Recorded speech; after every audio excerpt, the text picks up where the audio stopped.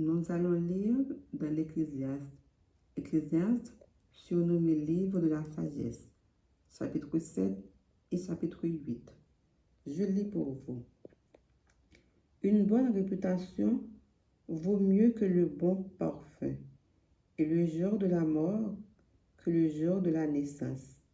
Mieux vaut aller dans une maison de deuil que d'aller dans une maison de festin, car c'est là la fin de tout homme, et celui qui vit prend la chose à cœur.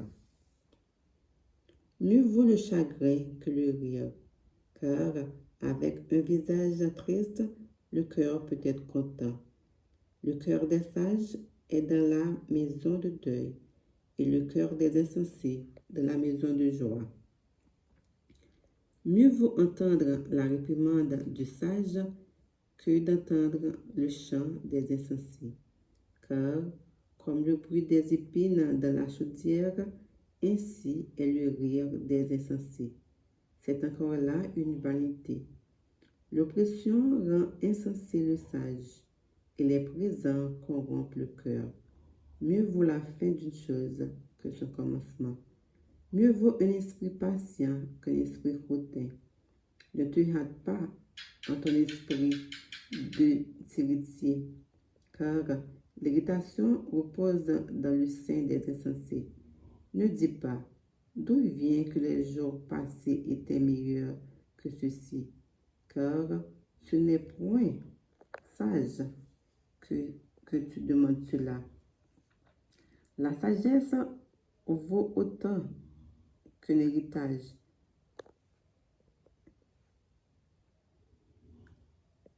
Et même plus pour ceux qui voient le ciel, car à l'ombre de la sagesse, on est abrité, comme à l'ombre de l'argent.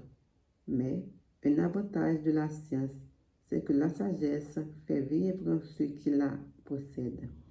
Regarde l'œuvre de Dieu, qui pourra redresser ce qui est courbé. Au jour du bonheur, sois heureux, et au jour du malheur, réfléchis. Dieu a fait l'un comme l'autre, afin que l'homme ne découvre en rien ce qui sera après lui. J'ai vu tout cela pendant les jours de ma vanité. Il y a tel juste qui périt de sa justice, et il y a tel méchant qui prolonge son existence dans sa méchanceté. Ne sois pas juste à l'excès, et ne te montre pas trop sage. Pourquoi te détruirais-tu? Ne sois pas méchant à l'excès, ne sois pas insensé. Pourquoi mourrais-tu avant ton temps? Il est bon que tu retiennes ceci et que tu ne négliges point cela, car ceux-ci qui craignent Dieu échappent à toutes ces choses. La sagesse rend le sage plus fort que 10 chefs qui sont dans une ville. Non, il n'y a sur terre point d'homme juste qui fasse le bien et qui ne pêche jamais. Ne fais donc pas attention à toutes ces paroles non dites, de peur que tu n'entendes ton serviteur te maudire. Car ton cœur a senti bien des fois que tu as toi-même maudit les autres. J'ai éprouvé tout cela par la sagesse. J'ai dit, je serai sage, et la sagesse est restée loin de moi. Ce qui est loin, ce qui est profond, qui peut l'atteindre?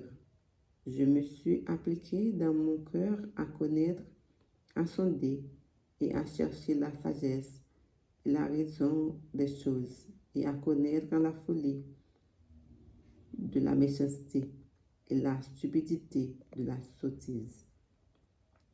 J'ai trouvé plus amère que la mort la femme dont le cœur est un piège et un filet, et dont les mains sont les liens, celui qui est agréable à Dieu et qui échappe, mais le pécheur est pris par elle. Voici ce que j'ai trouvé, dit l'Ecclésiaste. en examinant les choses une à une pour en saisir la raison. Voici ce que mon âme cherche encore et que je n'ai point trouvé. J'ai trouvé un homme en 1000, mais je n'ai pas trouvé une femme entre elles toutes. Seulement, voici ce que j'ai trouvé, c'est que Dieu a fait les hommes droits, mais ils ont cherché beaucoup de détours. Chapitre 8. Qui est comme le sage et qui connaît l'explication des choses? La sagesse d'un homme fait briller son visage, et la sévérité de sa face est changée.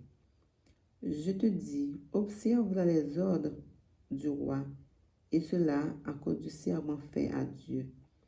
Ne te hâte pas de t'éloigner de lui, et ne persiste pas dans une chose mauvaise, car il peut faire tout ce qui lui plaît, parce que la parole du roi est puissante, et qui lui dira, que fais-tu?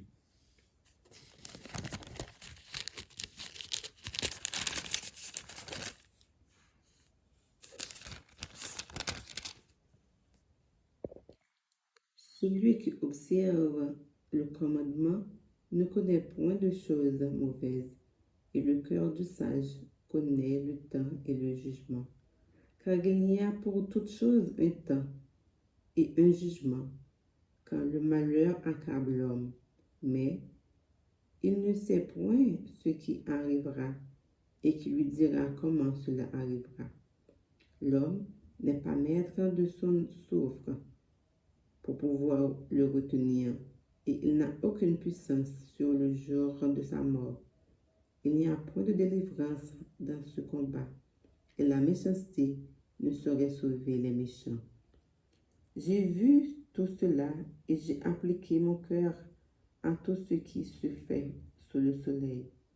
Il y a un temps où l'homme domine sur l'homme pour le rendre malheureux.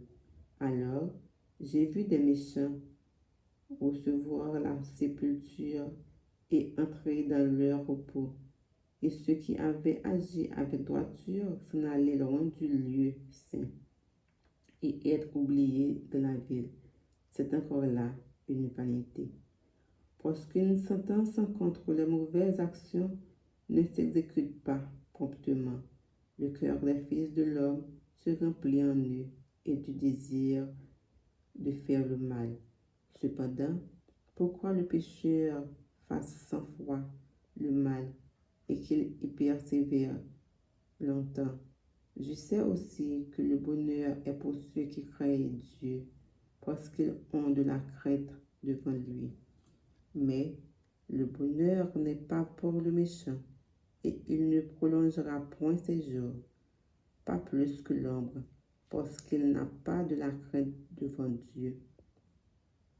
Il est une vanité qui a lieu sur la terre, c'est qu'il y a des justes auxquels il arrive selon l'œuvre des méchants, et des méchants auxquels il arrive selon l'œuvre des justes. Je dis que c'est encore là une vanité. J'ai donc loué la joie parce qu'il n'y a de bonheur pour l'homme sous le soleil qu'à manger et à boire et à réjouir. C'est là ce qui doit l'accompagner au milieu de son travail, pendant les jours de vie que Dieu lui donne sous le soleil. Lorsque j'ai appliqué mon cœur à connaître la sagesse et à considérer les choses qui se passent sur la terre, car les yeux de l'homme ne goûtent le sommeil, ni jour, ni nuit. J'ai vu toute l'œuvre de Dieu.